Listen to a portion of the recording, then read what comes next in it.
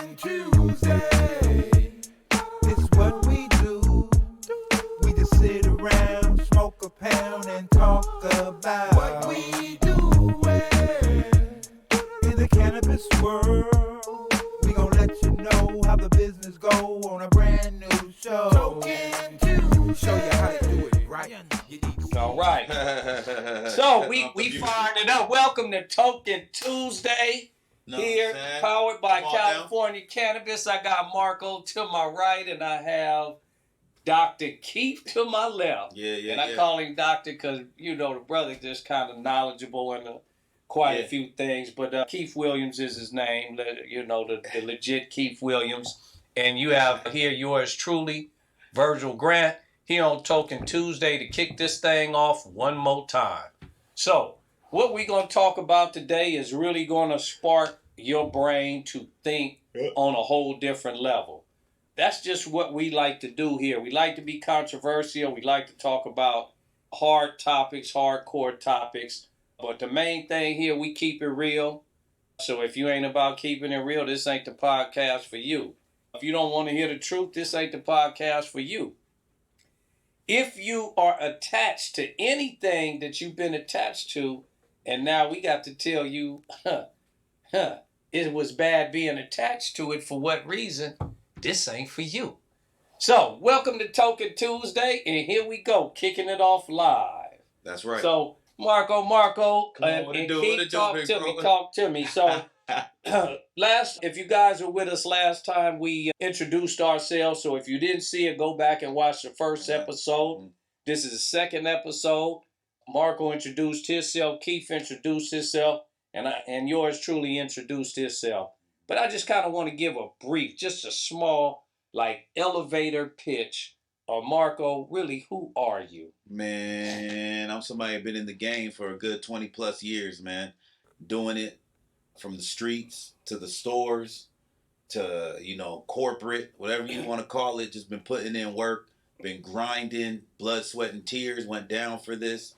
You know what I mean? So, I'm right here in the heart of the Valley, 818. I'm a Valley baby, I rep my 818 tough, and we potheads. We was super major, So, hey, that's where I come from. I come from 20 plus years putting in a lot of work, a lot of blood, sweat, and tears into this industry before it was where it was, and just grinding my ass off and have a lot of stories to tell and a lot of adventures and experiences. Marco said 20 plus years. So some of y'all that's looking ain't even but 22, 23 years old. You know what I'm saying? 20 plus years in the game. That's a long time to be in the game. Yeah. That means you've seen a lot. Yeah. You've done a lot. You've been through a lot. Yep. You experienced a lot. Yep. And you even watched a lot of other people in the game during that time experience a lot. Yeah. Mr. Keith, talk to me, brother. Just, brief introduction, elevator pitch. Tell them who you are. You know what? So I do want to say one thing, last time when we made our introductions, I used my full government name. Yeah. And one thing that I know about cannabis and the cannabis industry, these folks ain't to be trusted. So I'm going to start using my alias, Mr. Influence Coach. And what does Mr. Influence Coach bring to cannabis? I am a student. I read the book, The Emperor Wears No Clothes by Jack Herrera. And it talks about how the Rockefellers and the oil industry infiltrated the medical field and literally, pushed cannabis out the way for patented pharmaceutical drugs. That's what I want Token Tuesday to bring out. Not, we're ushering in this new industry, but let's talk about some of the history of where it came from and how it was shaped and how we as, industry leaders have to make sure that some wrongs are corrected and moving forward, we have a place in this industry. Right on. Okay. Yeah. So, Mr. Influencer. Coach Influencer, Alias. debonair, savoir-faire, you know what I'm saying? So, and once again, yours truly, you guys know who I am. If you've been around the industry, I've been here forever. Been in the game a long time. Really need no introduction. Yeah. If you've been a real player in the industry and a real player As Marco say, from the streets, I always say from the streets to the suites. Yep, streets. You gonna know about me because I was out there doing it tough. And I was doing it tough when folks didn't want to do it tough, was afraid to do it tough. So we just gonna keep it at that, and we gonna move on about real topics because it ain't really about me. It's about the topics that we come to bring to you guys. Yeah. And we gonna touch bases on our first topic. Our first topic, Mr. Keith. So before we get to the topic, what I want to make sure is that we're really clear on who we're talking to as listeners. We're talking to cannabis consumers, people that are looking for quality products, price, and availability. We're talking to potential customers, people that might not see cannabis as a solution, but through our knowledge, they will see it as a solution and have availability of where to get products from. We're also talking to future investors, people that can find a lane in the cannabis industry and see a way to make a living wage. And then lastly, we're talking to lawmakers and citizens that vote for laws, because we feel that Schedule 3 is a first step, but it's not the end step. Now, our first subject that we want to key in on is really equal access to banking. So, Virgil, this is really what I want to talk about to try to transition into this. How does Schedule 1 affect you? And then with Schedule 1 is 280E. So, also, Keith left out a couple of people that we also talk to. We want to talk to potential people who are looking to get into the industry. We also are talking to those that are in the industry but really didn't know what they were getting into and are now struggling in the industry. We're also talking to those that have gotten in the industry that are really not from the industry and now are looking to really gain and learn more about the industry, and those who just love the industry and they may not even be consumers. Because there's a lot of people that love cannabis or support family members that do consume cannabis, or their friends that own cannabis businesses or smoke cannabis or eat cannabis or drink cannabis in some kind of way, that they're just a supporter of the cause. So we're talking to all of those. Now, let's get back to this banking thing. How it affects me personally as a business owner and a lot of my colleagues is that we have to do what we call creative banking. And it forces us to have to do banking in a way that it makes just basic banking very difficult. And because how we have to do banking, cash deposits, this, that, and the other, it causes us to have certain triggers that are alerted in that bank that says, well, we want to terminate your relationship. Right. I done been with every bank you can think of. There's probably not a bank you can name that is a commercial bank that I've not had an account in that hasn't been closed down for multiple reasons. They never give you a reason. You get that generic letter saying, oh, you know, at this no reason really. At this present time, we're going to terminate our relationship with you because it just kind of doesn't go along with our banking practices, whatever. And you don't know what the heck that means because all you doing is regular banking. And if you live in those areas where people do what I call light banking means that they live in paycheck to paycheck. Most people don't keep but $100 to $200, $300 in their account. You know, statistically true, the average person in America has less than $1,000 in their bank account, be it checking or savings. The average American has less than $1,000 in it. That's statistically true. And you can check those facts. So when you have someone like us that are cannabis business owners, we open up a business bank account and then we come to do business, we find it very difficult to do business because of how we have to do business because of us being a majority cash business. If you own ATMs like I do, then you have your ATMs going to your bank account. Some banks don't want to deal with ATMs, Right. Which I don't understand that. It's money, it's cash flowing through. They claim, you could be doing money laundering. Nobody knows where the ATM really at, blah, blah, blah. Exactly, or where the money is coming from. You could be laundry and then threw it, whatever. Mm-hmm. So unfortunately, we get categorized in these certain categories and pegged as a certain way when we're just trying to do basic business as cannabis operators. And this is all because it's a Schedule 1 substance. All because it's a Schedule 1 substance. Now we talk about 280E shit. Yeah. 280E takes away 30 to 35% of the revenue of my business. Why so? Because I cannot write anything off. Right. We are the highest tax business in America. We are the highest regulated business around town, in town. And we are taxed with so basically taxation with no representation. Mm-hmm. I cannot write anything off. So I'm going to expound on the things that a cannabis business is not capable of writing off. So whenever you look at business, there's two categories. The cost of goods sold and the cost of just doing business. In Virgil's case, being a Schedule 1 substance, the cost of doing business, he had none of those to write off. So marketing, advertising, rent, utilities, basic business. Mm-hmm. The secretary, none of it. Cost of goods is saying that these are the costs that were associated with touching the product only. Mm-hmm. So when you think about it, how can he hire unionized people when that labor he can't really write off? So his costs are escalating. The price to actually, make whatever it is increasing. The demand for it is going down. So now he's stuck in the middle of it. And this is all caused because it's a Schedule 1 substance where the cost of doing business because of 280E is not accessible. And even to piggyback off of that, which you can dig this, is that if I own my business in an enterprise zone, which enterprise zone gets tax breaks, I don't get that tax break. Right. You know what I'm saying? How big is that for a business that is in the enterprise zone that doesn't get the tax break that everybody around him can afford, right? Mm-hmm. Then let's even go a step further with that.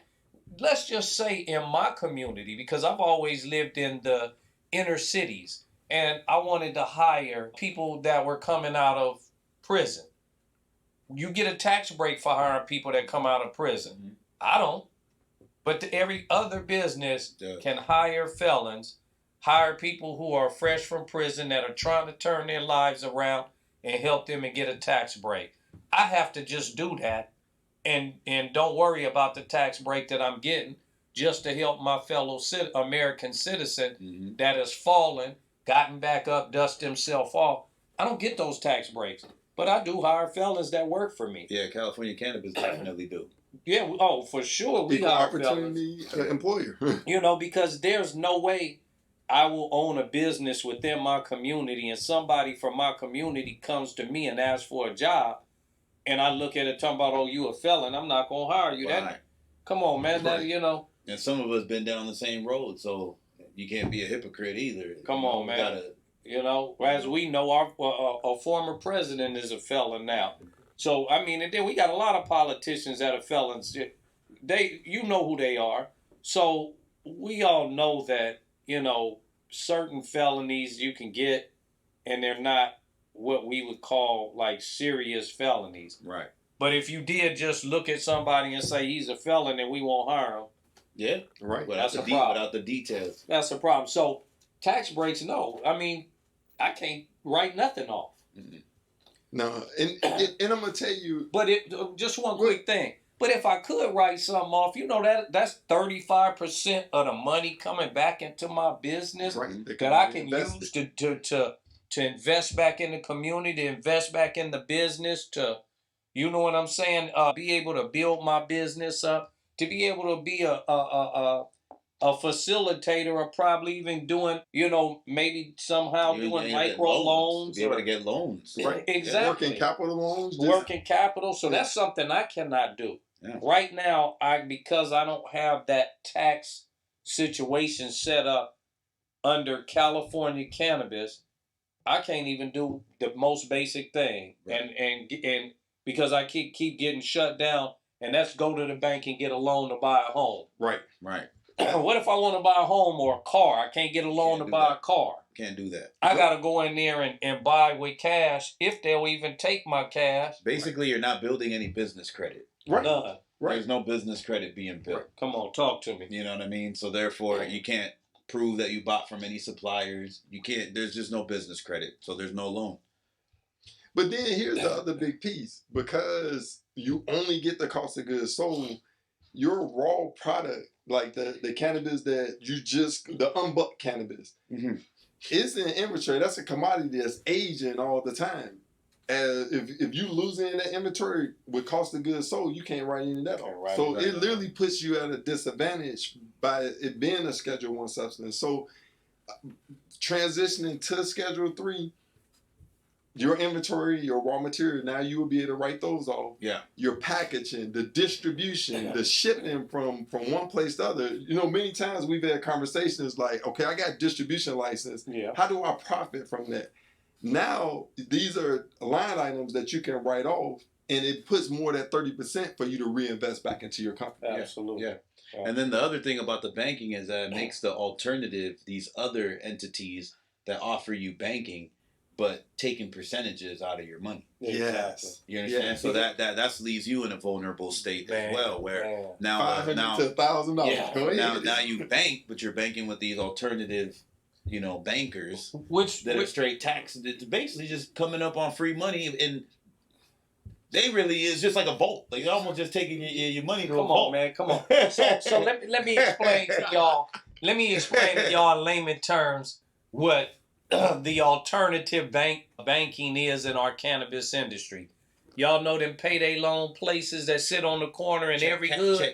Check cash and payday loan places. That's what alternative banking is. Yeah. Those places are set up to take money, put you in debt, give you a little bit of something, but charge you astronomical. Yeah. So in order to open up a cannabis bank account, one, you got to give them everything, the color draws you wear every day of the week. Yeah.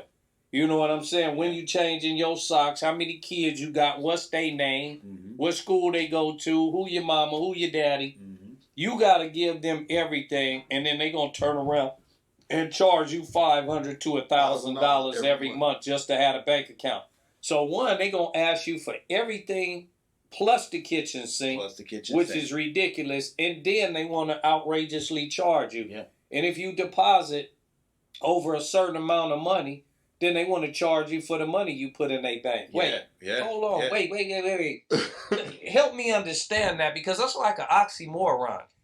You putting a lot of money into this bank that this bank can take and go make loans with to their clients that come and shop with them. Because bank is a business. Right. And it has nothing so they got your money to loan to somebody who want a burger joint. But they want to charge you for putting your money in their bank. Yeah. That right there, it makes no sense. And all banks do that. I'm talking about even the regular traditional bank. All banks do that. Yep. Will charge you if you put in so much amount of money a month, cash. They want to charge you for that. And I'm thinking in my mind, well, that's a good thing for the bank. The bank should be welcoming all cash coming into there, because now we got money that we can loan to the community. We can give out. Yeah. We can make money off of this money. To me, you should be giving me a percentage on my money sitting in your bank that you could go take and loan to somebody else, but you want to tax me for the money that I'm putting in the bank that you can return around and tax somebody else for. And look, before we go too far, this is a state licensed operator. So the state already done approved them, and then you got to go through the hoops just to get a bank to put your money in. Come on, man, for them to charge me up the wazoo. And to send the dude in a Prius, not a Brinks truck, but a Prius, to come pick up your money and take it to God knows where. You know what I'm saying? Come on, man. God forbid you need some of it. God knows where. You got the 50 racks, 100 racks. You don't know. And he driving off it. You don't know where my boy going. You don't know where my boy going. Oh, man, driving into the sunset with your cash. Hey, y'all better know this is some bullshit. You know what I'm saying? God damn, man. See your buddy just drive away in that Prius. So, keeping it real though, and in all seriousness, our banking situation is very terrible. We're in a very dismal situation when it comes to banking. Yeah. No write-offs, no benefits. Park our cash with these institutions, and there's no benefit to us to park our cash there. Charging us to put it in there, charging us to keep it in there, and then charge us to get it out. So by the time we get our money out, it's like half.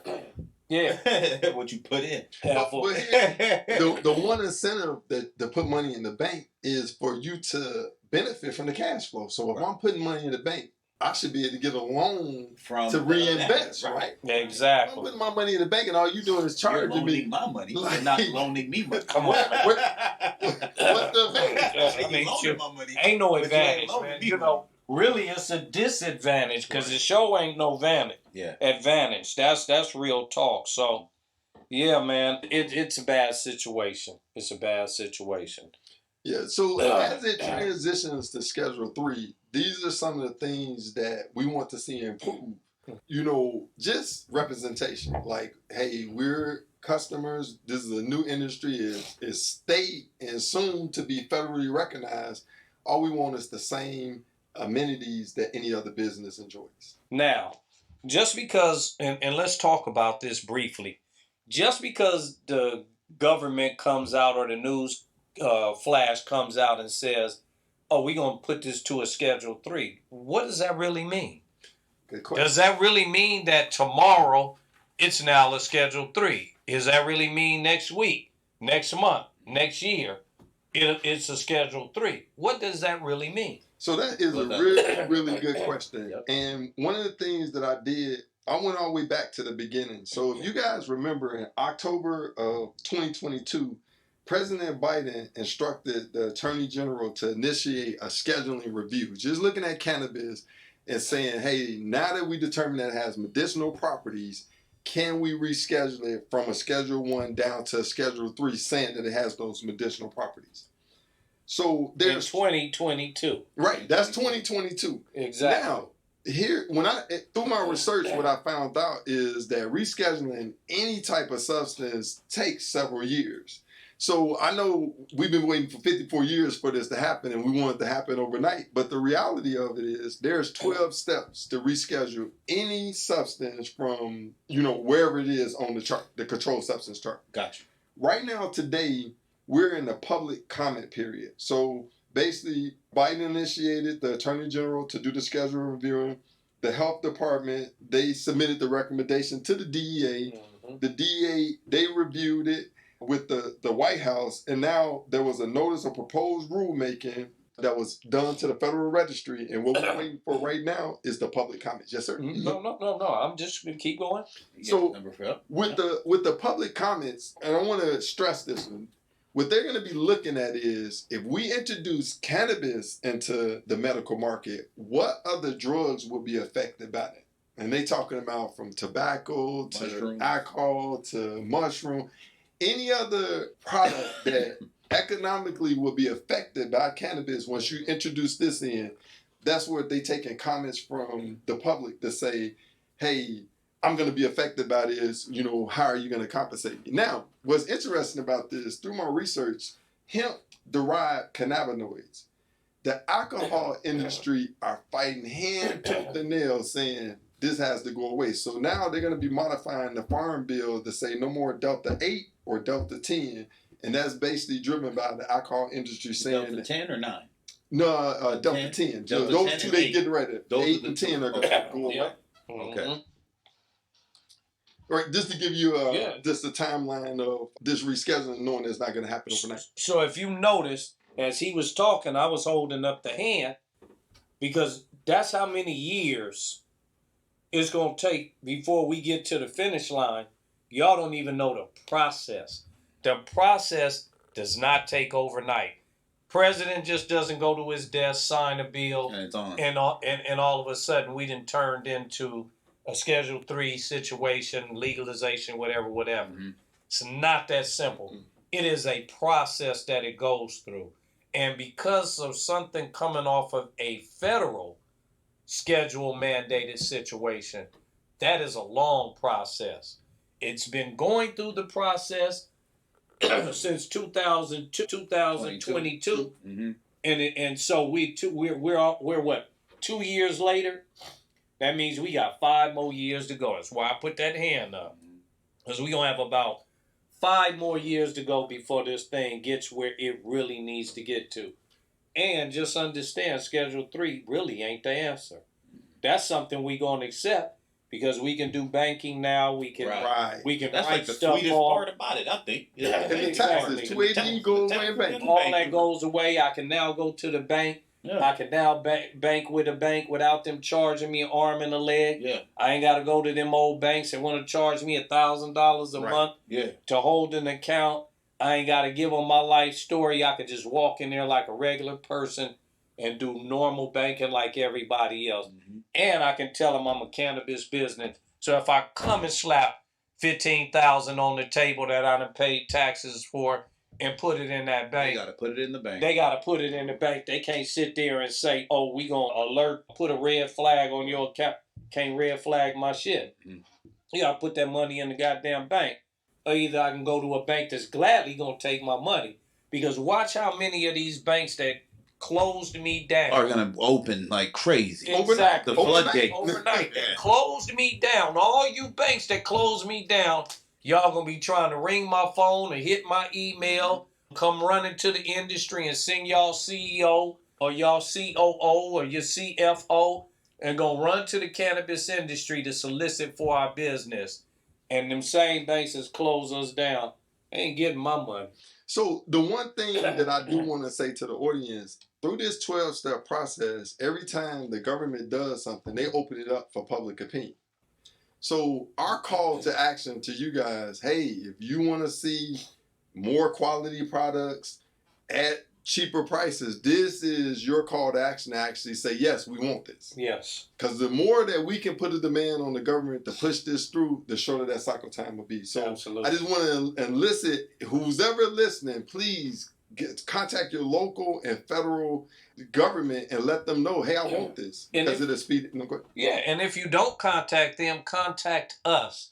Because we're also an organization as well. Still California Minority Alliance, which is an organization that has represented people in the cannabis industry, mainly people of color, but we represent everybody in the cannabis industry. Reach out to your local cannabis organizations, get with them, and start doing things with them that will help push the narrative and agenda by starting with your local elected officials to your state elected officials and then move on to Washington, D.C. So that's how you can get stuff like that done. Yeah. So that brings us to our next subject, social justice and equality in the cannabis industry. Now that's a real good one. Social justice and equality in the cannabis industry. That's one thing we have not seen in the cannabis industry. So let me just give you an experience I had the other day. So I had a company come in here that have bulk flower. Because I'm always doing business from one company to another company. Licensed company comes in, brand, and I won't name the brand, keep them anonymous, but they're a known brand on everybody's shelves. So I wanted to buy bulk product from them so that I could start being a pass-through for other brands that want to start. Yeah. Right. And they need quality bulk flower. Right. Man, after engaging with this guy for quite some time, he got real comfortable, in the office and showing his product, and we're talking back and forth. He's looking in the office at some of the articles that, around it. He said, man, you the first black person I ever known to own a cannabis business, like actually own it. Mm-hmm. Like I'm talking to you, the black man that own the cannabis, not somebody that is black, and I have to be very, very clear about that. There are a lot of black people that are fronting a business for the real owners. And the real owners are those that have the keys to your safe, that have the combinations, that have the accountants and the lawyers, and that are sitting in that back office with one of their managers running the business behind the scene while you up front, fronting like you the owner. Mm-hmm. Now, your name may be on that piece of paper, but you don't own nothing. Let me give you an example. Your name is on the back of that jersey, but you don't own that. Mm-hmm. You playing for somebody. You know what I'm saying? Your name and credits may be on that album, but you don't own that, nor the distribution. Somebody else own that.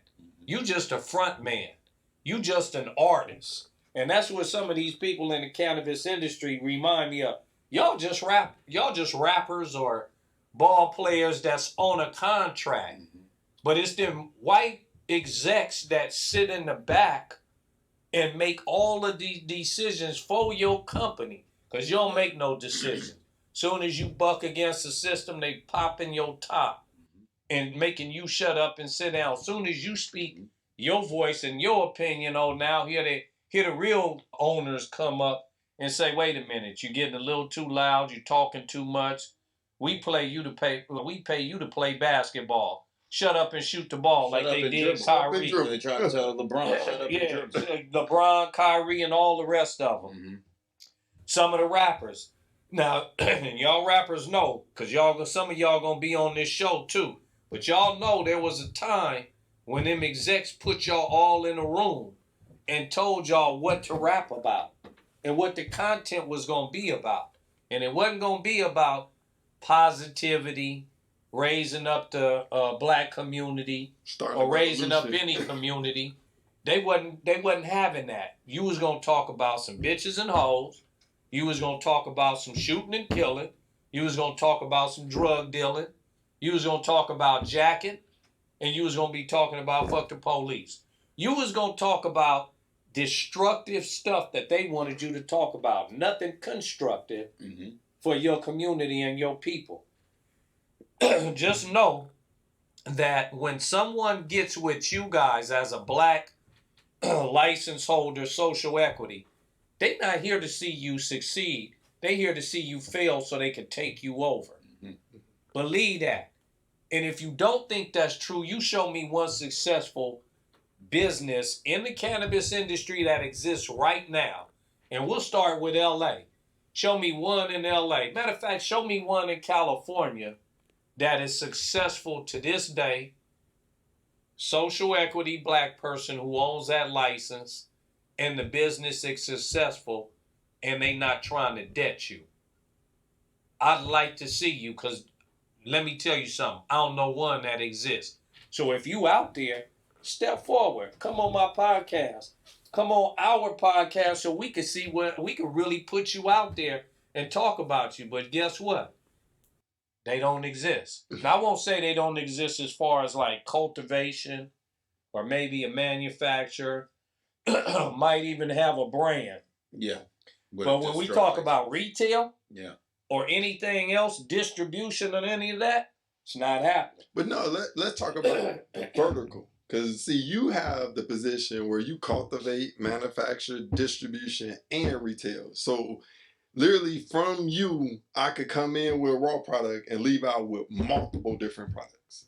So that right there sets you aside, because I know I'm going to get the highest quality, the freshest product, and because it's all vertical, probably the best price from you. Exactly. And, you know, that's one of the things that we want to point out. But before we go too far, here's the one thing that when people talk about cannabis, it's still talked about you getting high. This has nothing to do with, you know, intoxication. This is about medical, access to medical care. Mm-hmm. When you look at this, I was telling you guys about Rockefeller back in 1910 when he sanctioned Abraham Flexenor to do the Flexenor report. Mm-hmm. At the time, you had 14 HBCU medical schools.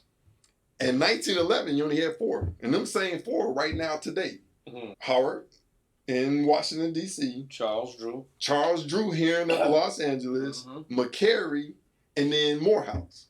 Mm-hmm. And what we have to realize is when we talk about social justice and just blacks being part of the cannabis industry, this is a right that we wronging people. We have to now bring a community together. It would be 35,000 more black doctors in the medical field if that one incident had not happened. So now what we have an opportunity. Right here in America, let's be exact. Not coming from other countries to come to America to become doctors, but we would have them homegrown. Now, here's the other key piece to this.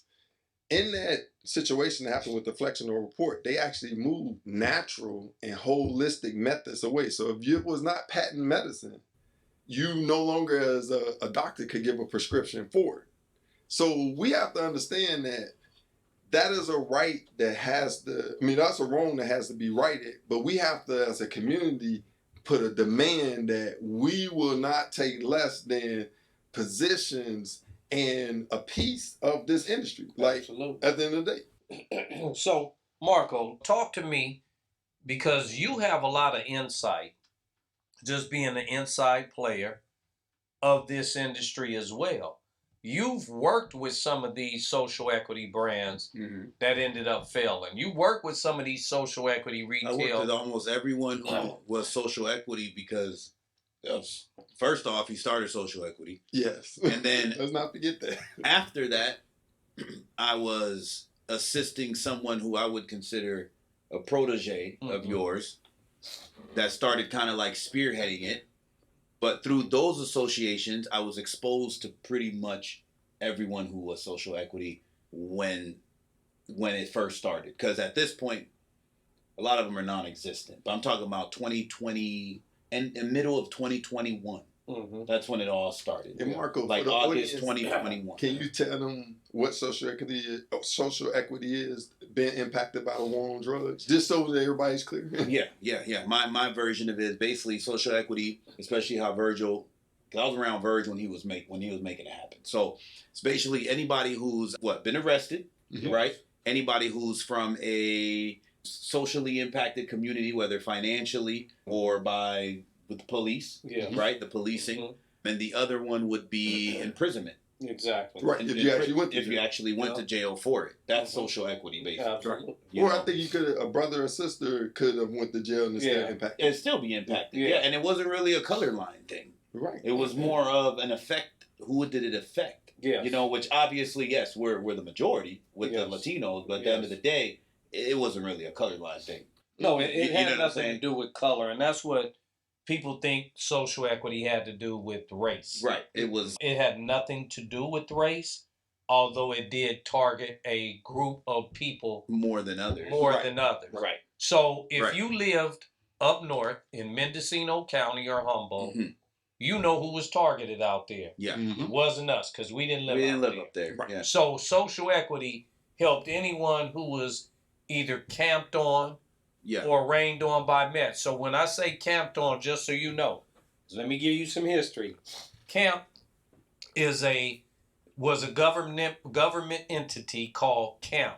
That was an acronym for Campaign Against Marijuana Planting. Yes. And so this was a government entity that would fly over Humboldt, Mendocino, the Emerald Triangle in helicopters with M16s, ropes hanging down or ladders hanging down, dropping down on people's crops, cutting them up, raiding them, arresting them, burning them, and taking them to jail. That was CAMP. There was another organization that was by the government, which was called MET, and that was Marijuana Eradication Team. That was the acronym for MET, M-E-T, Marijuana Eradication Team. Those two governmental agencies worked simultaneously together to rain down on cultivators. Yeah. Their biggest target was hitting cultivators. Yeah. So when you talk about social equity, yeah, and the reason why color was not a part of social equity, because I spent many years up in southern Humboldt. Right. 30 years up in that whole region from northern to southern Humboldt. Right. And I watched a lot of those people go down by the hands of the government. And so when social equity was created, we were in Sacramento, influenced Governor Brown before he left office to create a statewide social equity program. Right. So that way people in Humboldt, Mendo, Trinity, that Emerald Triangle could benefit from the social equity program as well. Yeah. So I just kind of wanted to give you guys some content on that. Yeah, absolutely. Now let me ask you a question. It's rumored that an alcohol company was funding the. I just want to hear the share that was. Yeah. So there were two major companies. I won't say the name, Right. but you guys will know. They're a beer company that also funded Camp and Met to go rain down on these cultivators, and it was a major cigarette company that also. So to this day, in Humboldt County, this beer isn't sold up there, nor are those cigarettes smoked up there. Find them. Won't find them nowhere in that region because they will not support the same government agency that rained down on them and their family and their children and terrorized them with M16s coming on their farm. Yeah. Hey, and I got one thing to say. Message. Exactly. You do it to me, I got something for you. Yeah, exactly. Message. Exactly. It's true. So back to what Marco was talking about on the social, because this is very important. It is. I need you guys to really get the background. Let's talk about these companies or these businesses that you begin to now start understanding the animal or the beast behind it. When you thought that person came to assist and help this individual be successful, all you saw is somebody deading this business, deading this license. And that's why I said earlier that they gave the licenses to all the wrong people. Absolutely. Because they gave it to people who, A, never owned a business before, never ran a business before, never hustled and actually so we got it out the mud. Yeah, which is how we say it. Never got it out the mud. Never slang. You know what I mean? Because one, I think any of an individual that has that background has access to capital somehow. Whether it's a peer where I could be like, brother. Whether it's a peer that because you was really hustling, you have peers that you could reach out to that are your real peers. You're left vulnerable with no assistance and just predatory people who could take advantage of you because you don't even got the backbone to be doing this. You don't even, I hate to say it, this is probably a personal thing, but a lot of you guys didn't even deserve it. Just being honest, you know what I mean? Just straight up. Like a lot of y'all didn't even deserve it. Well, let's talk about that because let's keep it. We keep. I told y'all here we keep it real. Yeah. And like Marco said, I have to echo that. There are a lot of people that didn't deserve the license that they got. One, because they not real players. And I always say, I'm a real player in this shit. Marco, real player in this shit. Keith understanding and is a real player in this shit. We understand it from a whole different perspective and from a whole different level. Yep. And when you understand it from this level, you understand the real from the fake. Yep. So what these people did was came in just like the rest and saw an opportunity. Now don't get it twisted. God bless those that take advantage of an opportunity that exists for them. But where we have issues at is when you take advantage of an opportunity that robs a real person or a real player from getting that opportunity because you got your fake ass up in the way. Yeah. And then now you end up failing, and then that license end up getting taken by somebody else that ain't social equity. And then you got this brother over here who is real deal Holyfield social equity that didn't get the license because you got it. Yeah. Yeah. And one of the biggest habits that I know, that I see of social equity people, that if they would have gave it to the real hustlers, even if they had to get other investors behind them, the one thing that they do different that the rest of these social equity licensees don't do is that they don't run and work their own business. Every single one of us here has been behind a counter, has sold the product, has sourced the product, has purchased the product, has grown the product. We have all done something that allows us to know firsthand how to do what we got to do to run our businesses. All the rest of you that I've seen personally, you come in thinking you're an investor already. So you come in with the feeling that you don't need to work and you're just going to collect a check. And you don't even know how to run your own business. So when your business is going down the drain, You don't know how to correct the problem because you were never in the forefront. You were never on the field. You were never in the line of in the battle with anybody. Well, You don't know nothing. The sad part about it is they don't even recognize that it's failing. Right. See, that's what I was just about to say. They don't even recognize it's failure. That's the sad part about it. Yeah. So your business is going down the tubes. You don't even recognize it. Why? Because you ain't a real player. You ain't a real player. You don't even really understand this industry. No. And that's the thing. That's like how do you enter into an industry that you have no knowledge of? None. And the thing is people think money is going to make a difference. Right. Well, look at what happened to a couple of these main companies that have failed in this business that have went out. We can name a lot of them. And that's the other problem is that many of you in the social equity, I've spent a lot of time with you guys, a lot of you. So you know I'm speaking, I'm not naming names, but you could pretty much guess or even just assume who I may be talking about. But it's a multitude of you. What brother's saying is so true. At the end of the day, wait, repeat what you just said one more time because I had it at my tip of my tongue. So what I'm saying is that majority of the people that have been in this industry don't even really understand it because they weren't true players at this, right? And that's what I was going to say. Basically, a lot of y'all, I'll use a scenario. You guys come in not understanding something as basic as, and I'm going to speak for the retailers, a red flag that I saw a big time retailer create. The moment I walked in, I looked at the board and I instantly asked, so it looks like we have almost $1 million in inventory. Mm-hmm. Who is responsible for that inventory when it doesn't sell? Because all of these invoices have net terms. So that means 7, 14, 30. You're telling me that with this large inventory, not only that, we acquire the inventory 2 weeks ahead of even launching. So that means that we're already 2 weeks behind on when they're going to come and collect their check. So if we're not making at least $35,000, $40,000 every day on opening day, there's absolutely no way to pay that money back. So I would ask my social equity people, who is your investor going to cover that for you? And the answer was no, the responsibility is left on the store. The moment I saw things like that, I'm like, because this is what I was going to add.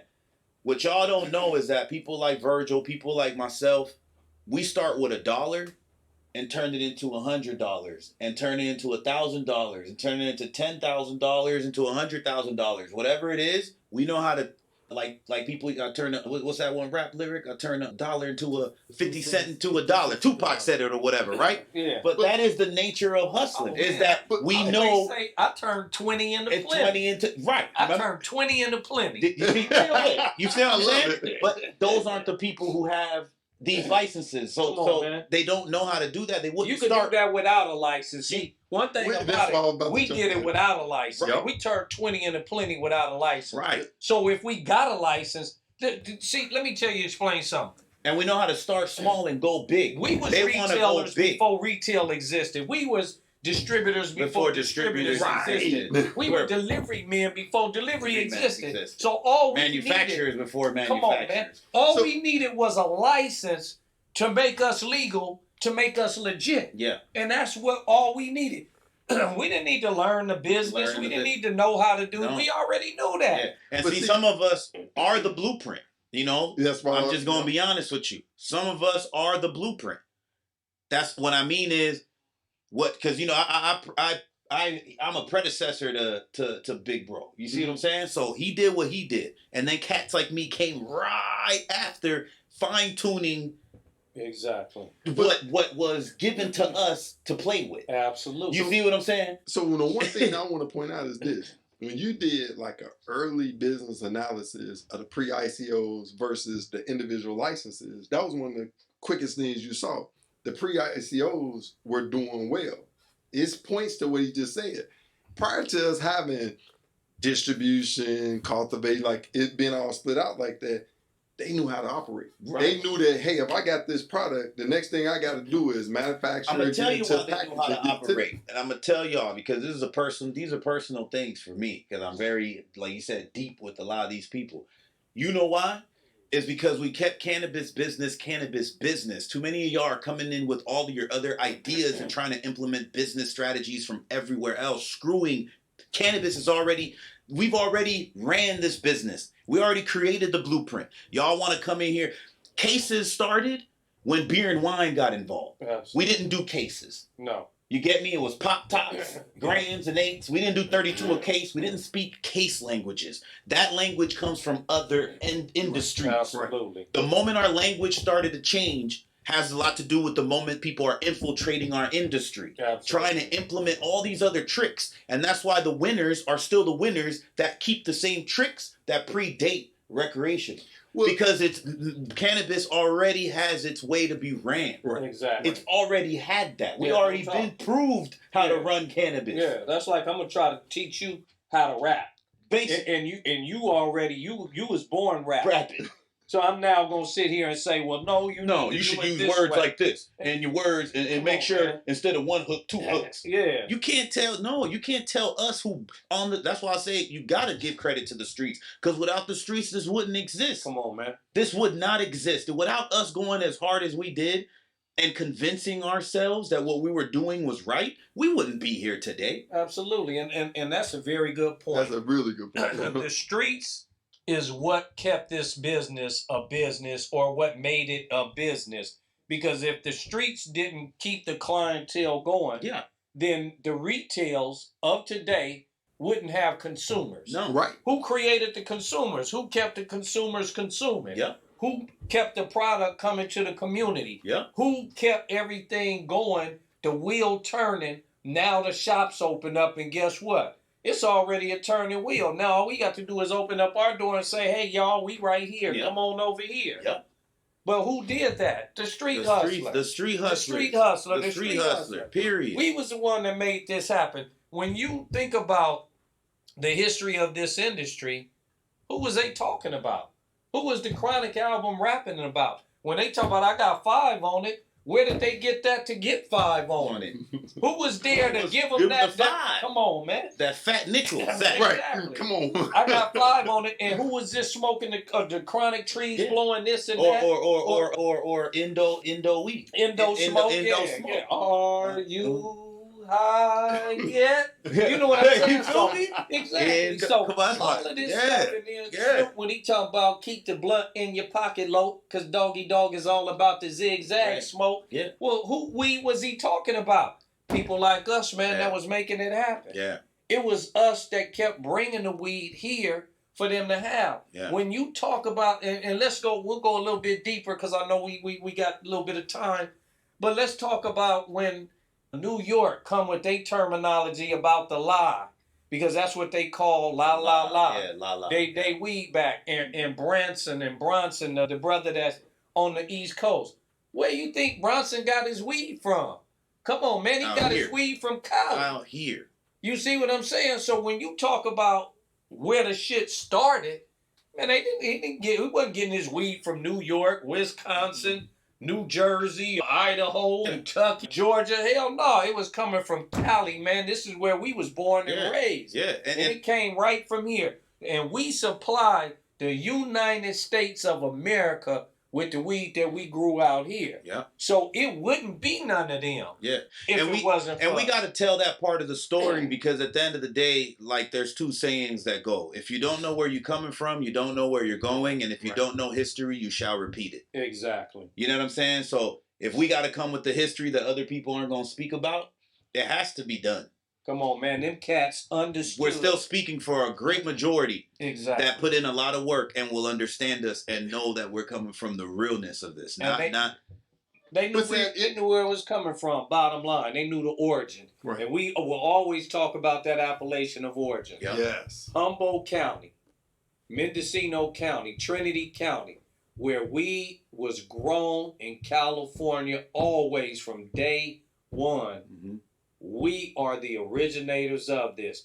I am blessed to have a 30-year history in Southern Humboldt. I am blessed to own a farm, 120-acre farm in Southern Humboldt as a black man. I am blessed to do that and to be where the Mecca, the start, the origin of where cannabis came from and supplies everywhere. And I've been doing this for 30 plus years.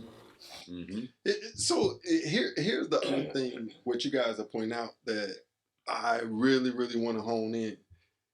Pre-ICOs did really, really well in the beginning versus the individual license because they didn't know how to move it. Like I got to go, if I'm a manufacturer, I got to go partner up with a distribution company just to move my product. Mm-hmm.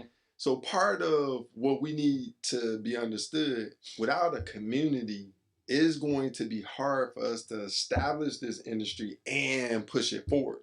This industry screws you up because pre-ICO, they didn't charge us prior to operating. They bleed us dry. Oh yeah, you understand what I'm saying? I didn't have to open up a store and pay for it for a year until you told me I could do business. Exactly. You feel me? You're bleeding me dry. Exactly. You know? Yeah. And I can't write it off. I can't write it off. I can't do none of that. So you guys, that's why it's kind of scandalous. But as you know, brother, with the hardship licenses from the pre-ICO days, you've always set us up for failure. Because the hardship license was just a way for the city to let you have a store, know where you're located, know where you're at, give you about 6 months to a year to make a certain amount of money that they know you're making. And then we're going to get you. So you always set us up. Exactly. The same permission you gave us, you used against us. Exactly.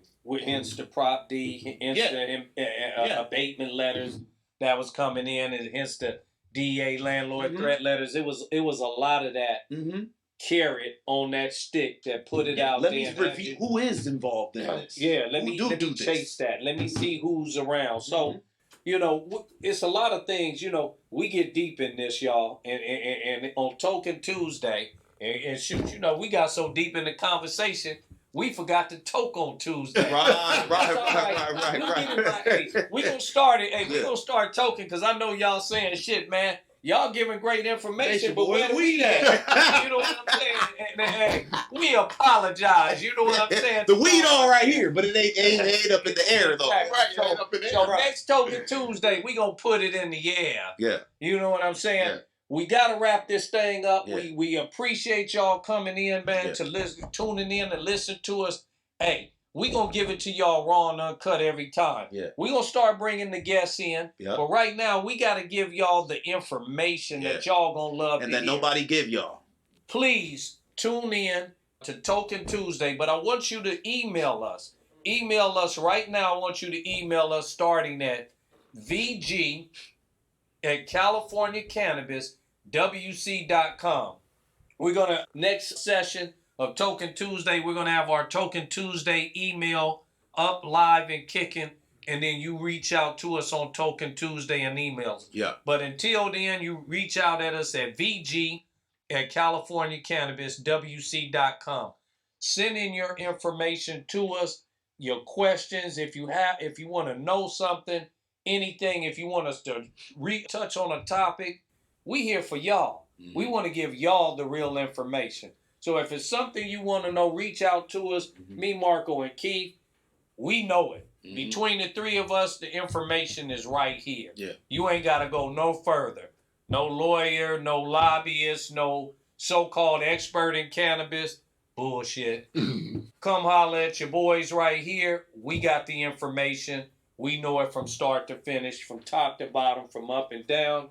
And until then, we will see y'all next Tuesday. Yep. Just know, powered by California Cannabis, where only the best grows in the West. Thank y'all for tuning in. Marco, Keith, Brother V, holla at y'all later. Token Tuesday. Token Tuesday. Token Tuesday. It's what we do. We just sit around, smoke a pound, and talk about what we do in the cannabis world.